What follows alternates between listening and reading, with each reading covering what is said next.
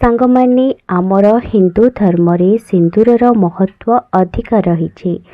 ଯେଉଁ ବିବାହିତା ନାରୀମାନେ ସିନ୍ଦୁର ଲଗାଇଥାନ୍ତି, ଏହା ମନାଯାଇଥାଏ ଯେ ଏହା ମୁଖର ସୌନ୍ଦର୍ଯ୍ୟକୁ ବୃଦ୍ଧି କରିବା ସହିତ ସେମାନଙ୍କର ସ୍ୱାମୀଙ୍କର ଆୟୁଷ ମଧ୍ୟ ବୃଦ୍ଧି କରିଥାଏ। ସାଙ୍ଗମାନେ, ଆଜିର ଏହି ଭିଡ଼ିଓ ମାଧ୍ୟମରେ ମୁଁ ଆପଣମାନଙ୍କୁ ଏମିତି ଗୋଟିଏ ଗୁପ୍ତ ଜିନିଷ କହିବି, ଯେଉଁଟାକି ଆପଣମାନେ ଯଦି ସିନ୍ଦୁର ଫରୁଆରେ ରଖି ନେଉଛନ୍ତି, ନିଶ୍ଚିତ ଭାବରେ ଆପଣମାନଙ୍କର ସ୍ୱାମୀଙ୍କର ସବୁ କ୍ଷେତ୍ରରେ ଉନ୍ନତି ହେବ। ଆଉ ସାଙ୍ଗମାନେ, ଆଜି ଏ ଭିଡ଼ିଓ ମାଧ୍ୟମରେ ଆପଣମାନେ ଜାଣିପାରିବେ ଯେ ସିନ୍ଦୁର ଲଗାଇବାର ଆପଣ ଯେତେବେଳେ ସିନ୍ଦୁର ଲଗାଉଛନ୍ତି କେଉଁ ନିୟମ ସବୁ ପାଳନ କରିବେ, ଯାହାଦ୍ୱାରା କି ମା ଲକ୍ଷ୍ମୀଙ୍କର କୃପା ମଧ୍ୟ ଆପଣମାନେ ପ୍ରାପ୍ତି ହେବେ ଆଉ ଆପଣମାନଙ୍କର ସ୍ୱାମୀଙ୍କର ମଧ୍ୟ ଉନ୍ନତି ହେବ। ଜଣେ ବିବାହିତା ନାରୀମାନେ ତାଙ୍କ ଜାଣତରେ ହେଉ କି ଅଜାଣତରେ କିଛି ଏପରି ଭୁଲ ମଧ୍ୟ କରିଦେଉଛନ୍ତି, ଯାହାଦ୍ୱାରା କି ସେମାନଙ୍କ ଜୀବନରେ ଧନଗତ ସମସ୍ୟା ଦେଖାଦେଇଥାଏ। ସିନ୍ଦୁର ଲଗାଇବା ବେଳେ ସିନ୍ଦୁର ଲଗାଇବାର କିଛି ନିୟମ ରହିଛି, ତାକୁ ସମସ୍ତ ବିବାହିତା ନାରୀମାନେ ମାନିବା ଉଚିତ। ଏହା ମାନାଯାଇଥାଏ ଯେ ଯେଉଁ ବିବାହିତା ନାରୀ ସିନ୍ଦୁର ଲଗାଇଥାଏ ତାର ସ୍ୱାମୀଙ୍କ ଉପରେ କୌଣସି ବିପଦ ଆସିନଥାଏ। ସାଙ୍ଗମାନେ, ହିନ୍ଦୁ ଶାସ୍ତ୍ରରେ ଏହା ମଧ୍ୟ ମାନାଯାଇଥାଏ ଯେ ଏହା ପତି ପତ୍ନୀଙ୍କ ସମ୍ପର୍କକୁ ଦୃଢ଼ କରିଥାଏ। ଏହାଦ୍ୱାରା ଘରେ ସୁଖ ଏବଂ ଶାନ୍ତି ଲାଗି ରହିଥାଏ। ହିନ୍ଦୁ ଧର୍ମରେ ସିନ୍ଦୁରର ଏପରି କିଛି ମହତ୍ତ୍ୱ ରହିଛି। ହିନ୍ଦୁ ଧର୍ମରେ ସିନ୍ଦୁରକୁ 16 ଶୃଙ୍ଗାର ଭିତରୁ ଗୋଟିଏ ବୋଲି ମନାଯାଇଥାଏ। ବିବାହ ସମୟରେ ସିନ୍ଦୁରର ମହତ୍ତ୍ୱ ଅଧିକ ରହିଥାଏ। ଯେଉଁ ମହିଳାମାନେ ସିନ୍ଦୁର ଲଗାଇବାର ଏହି ନିୟମକୁ ପାଳନ କରିନଥାନ୍ତି, ସେମାନଙ୍କୁ ସ୍ୱାମୀଙ୍କୁ କଷ୍ଟ ଏବଂ ସ୍ୱାସ୍ଥ୍ୟଗତ ସମସ୍ୟା ଦେଖାଯାଇଥାଏ ବୋଲି ମନାଯାଇଥାଏ। ତେଣୁ ଆସନ୍ତୁ ଜାଣିବା ହିନ୍ଦୁ ଧର୍ମରେ ସିନ୍ଦୁର ଲଗାଇବାର କ'ଣ ସବୁ ନିୟମ ରହିଛି, ଯେଉଁ ନିୟମକୁ ପ୍ରତ୍ୟେକ ବିବାହିତା ନାରୀମାନେ ପାଳନ କରିବା ଉଚିତ। ତା ପୂର୍ବରୁ ସାଙ୍ଗମାନେ, ଆପଣମାନଙ୍କୁ ସମସ୍ତଙ୍କୁ ଅନୁରୋଧ କରୁଛି କି ଯେଉଁମାନେ ମୋ ଚ୍ୟାନେଲରେ ନୂଆ ଅଛନ୍ତି ଦୟାକରି ଚ୍ୟାନେଲକୁ ସବସ୍କ୍ରାଇବ୍ କରି ଅଲ୍ ବଟନରେ କ୍ଲିକ୍ କରିଦିଅନ୍ତୁ, ଯାହାଦ୍ୱାରା ମୁଁ ଯେଉଁ ନେକ୍ସଟ ଭିଡ଼ିଓ ଅପଲୋଡ଼ କରିବି ସେଇଟା ଆପଣମାନେ ନୋଟିଫିକେସନ୍ ଦ୍ୱାରା ପାଇପାରିବେ। ସାଙ୍ଗମାନେ, ପ୍ରଥମ ନିୟମଟି ହେଉଛି ବିବାହିତା ନାରୀ ଯେତେବେଳେ ସିନ୍ଦୁର କିଣୁଛନ୍ତି, ନିଜ ପଇସାରେ ସିନ୍ଦୁର କିଣନ୍ତୁ।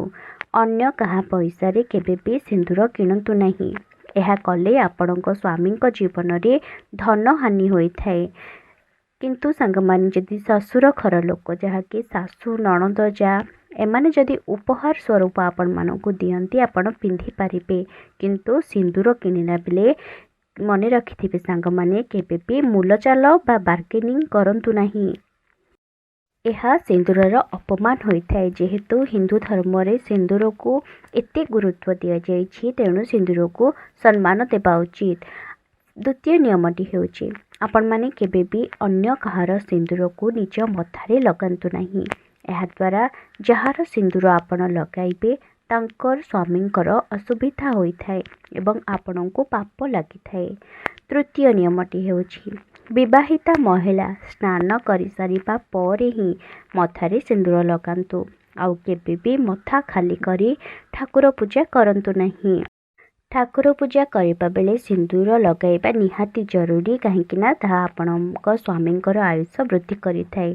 ସିନ୍ଦୁର ଲଗାଇବା ସମୟରେ ସ୍ୱାମୀଙ୍କର ଦୀର୍ଘାୟୁ ଏବଂ ଉନ୍ନତି କାମନା କରି ସିନ୍ଦୁର ଲଗାନ୍ତୁ।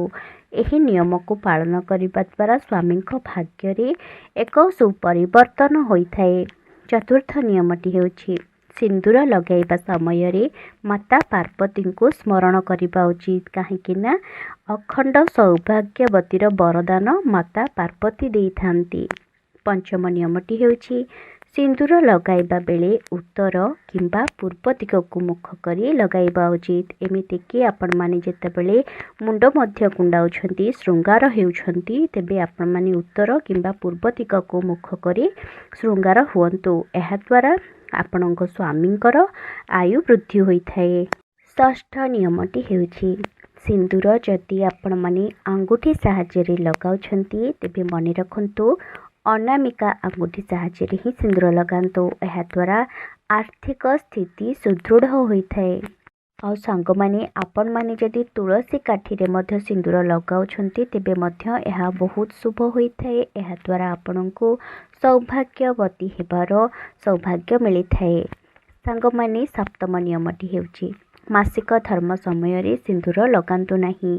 ଯଦି ଆପଣଙ୍କୁ ସିନ୍ଦୁର ଲଗାଇବା ପାଇଁ ପଡ଼ୁଛି ତେବେ ଅଲଗା ଏକ ଫରୁଆରେ ସିନ୍ଦୁର ରଖି ସେହି ସିନ୍ଦୁରକୁ ଆପଣମାନେ ସେହି ମାସିକ ଧର୍ମ ସମୟରେ ଲଗାଇ ପାରିବେ।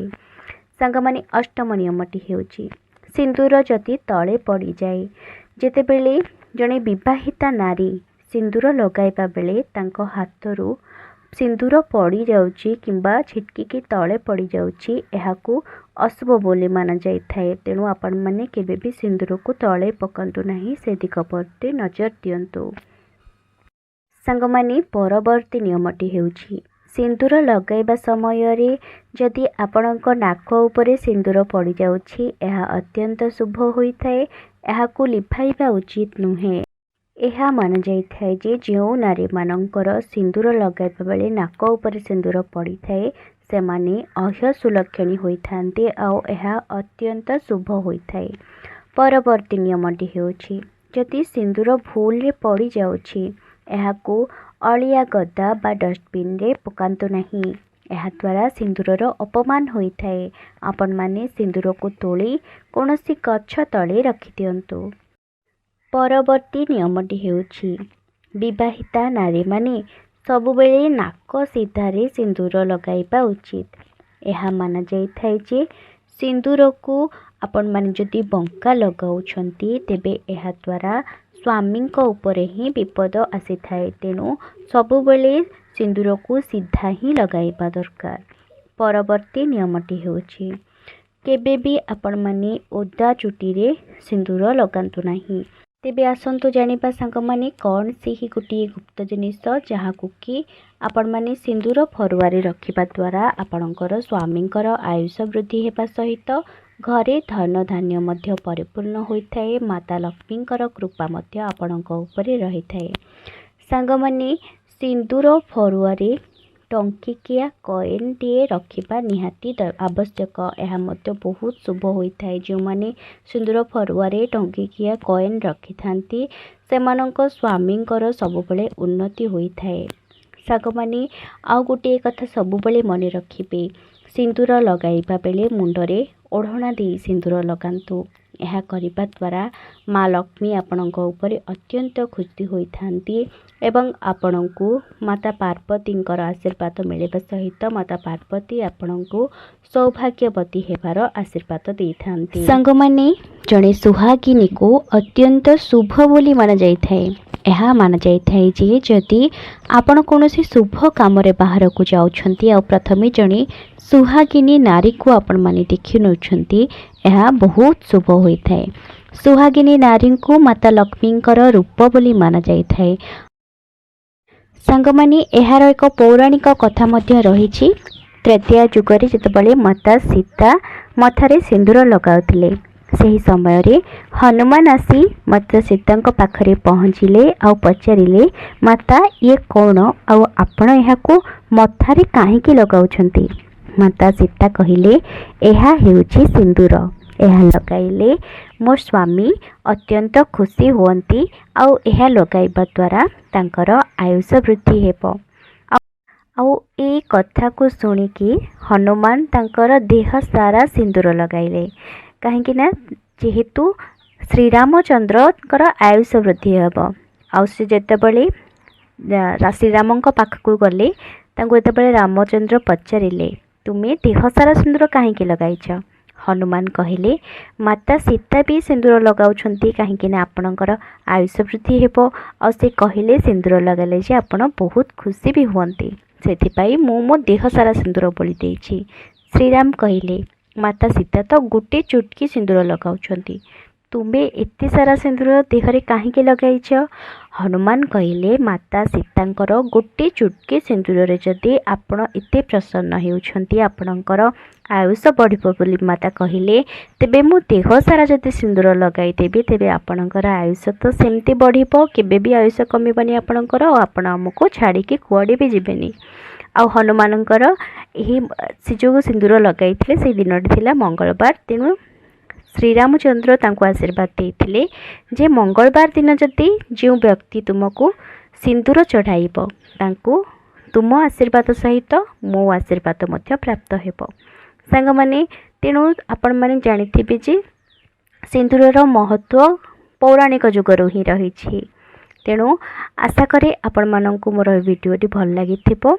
आउ मु जो नियम आपण माननकु कहली से नियम को जदि आपण माने पालन करूछंती सिंदूर लगाइला बेले निश्चित भाव में आपण मानकर मंगल हेबा सहित आपणकर स्वामींकर मध्य सबु दिगरे उन्नति हेब। सांग माने वीडियोटी को निजर प्रियजन मानकु निश्चित भाव में शेयर करंतु।